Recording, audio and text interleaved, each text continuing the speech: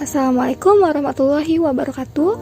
Perkenalkan, saya Dela Hendarni dari 11 April 1. Saya akan menjelaskan materi kromatografi bab 1. Sebelumnya, teman-teman udah tahu belum sih apa itu kromatografi? Kalau belum tahu, simak video aku ya. Kromatografi adalah teknik pemisahan campuran menjadi komponen berdasarkan perbedaan distribusi, pergerakan, kelarutan zat dalam dua fase, yaitu fase diam dan fase gerak. Tidak ada dua zat yang mempunyai sifat fisik yang sama sehingga pemisahan untuk zat yang serupa masih mungkin untuk dilakukan. Terus, kromatografi itu diperkenalkan oleh siapa, di mana, dan kapan sih? Kromatografi pertama kali dikenalkan oleh Thijs, seorang ahli botani yang berasal dari Rusia pada tahun 1906. Thijs awalnya menemukan teknik kromatografi dalam penelitian yang dilakukannya untuk memisahkan klorofil dari pigmen-pigmen lain yang terdapat pada tanaman. Pada penelitiannya, Thijs memakai sebuah kolom gelas yang isinya serbuk kalsium karbonat untuk memisahkan pigmen tanaman. Kalsium karbonat memiliki fungsi sebagai penyerap, adsorben, yang kemudian kolom tersebut dikenal dengan istilah kolom adsorben. Selanjutnya, kita lanjut ke kromatogram.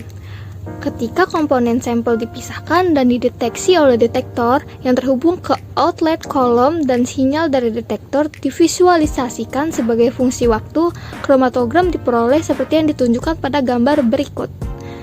Dalam kromatogram, waktu elusi ditentukan pada sumbu X, sedangkan sumbu Y merupakan ukuran sinyal detektor. Faktor retensi. Pada waktu tertentu, selama migrasi melalui sistem, terdapat distribusi molekul dari setiap komponen antara dua fase NS-NM, di mana NS dan NM adalah jumlah molekul dalam fase diam dan fase gerak, masing-masing pada waktu tertentu. Ketika NS jauh lebih besar daripada NM, maka migrasi sangat lambat dan analit relusi dengan retensi tinggi. Pelebaran pita. Sampel dimasukkan ke dalam volume terbatas pada inlet kolom. Jika tidak ada pelebaran pita, volume atau lebar pita akan sama persis di titik deteksi. Sayangnya, bukan itu masalahnya. Dalam semua sistem kromatografi, terjadi pelebaran pita yang disebabkan oleh proses fisik yang berbeda. Di kolom, proses berikut dapat terjadi difusi eddy, difusi longitudinal dalam fase gerak, resistensi terhadap perpindahan massa dalam fase gerak, fase diam, dan fase gerak stagnan. Mengukur efisiensi kolom. Nomor plat efisiensi kolom sebagaimana disebutkan dalam bagian 6 dapat dinyatakan dengan plat nomor N dan didefinisikan sebagai di mana TR adalah waktu retensi dan O adalah standar deviasi, dengan asumsi bahwa distribusi molekul suatu komponen dalam suatu puncak dapat dicirikan oleh sebuah distribusi Gaussian. Kolom coupling. Menggabungkan dua atau lebih kolom secara seri membuat sistem pemisahan yang lebih lama. Namun, perlu diketahui fakta bahwa jika kolom yang baik dihubungkan dengan kolom yang biasa-biasa saja, nomor plat tidak dapat ditambahkan. Asimetri. Sebagian besar puncak kromatografi tidak dapat dicirikan dengan distribusi Gaussian yang sempurna dan beberapa puncak bersifat tiling, sementara yang lain fronting. Asimetri puncak dapat diukur sebagai faktor asimetri pada 10% pada tinggi puncak. Kolom yang dibuat dengan baik diharapkan memiliki faktor asimetri A sedekat mungkin dengan 1. Resolusi.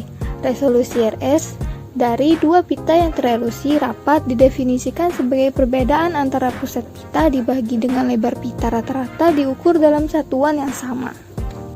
Meningkatkan resolusi. Jika dua senyawa bergabung dengan K kecil, cara termudah untuk meningkatkan resolusi adalah dengan meningkatkan retensi. Di GC, ini diperoleh dengan mengurangi suhu kolom. Dalam HPLC, ini biasanya diperoleh dengan mengurangi kekuatan pelarut fase gerak. Kapasitas puncak. Kapasitas puncak adalah ukuran jumlah senyawa yang secara teoritis dapat diselesaikan dalam kolom, di mana T1 adalah waktu retensi puncak elusi pertama, Tx adalah waktu retensi puncak elusi terakhir, dan W adalah rata-rata lebar puncak di dasar, atau pada setengah tinggi puncak. Sistem dua dimensi. Dalam kromatografi, dua dimensi, dua metode pemisahan dengan sifat pemisahan yang berbeda digabungkan untuk meningkatkan kemampuan pemisahan banyak komponen seperti pada kromatografi lapis tipis, elektroforesis, gel, kromatografi gas, dan kromatografi cair. Nomor plat efektif. Nomor plat efektif NEF sebenarnya adalah ukuran pelebaran pita dalam fase diam dan dihitung dengan menggunakan waktu retensi yang disesuaikan.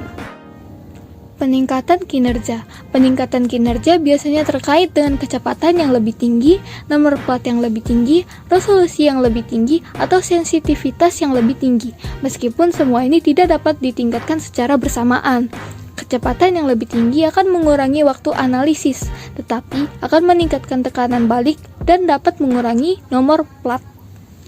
Sekian presentasi bab 1 dari saya dan akan dilanjutkan bab 2 oleh teman saya. Terima kasih.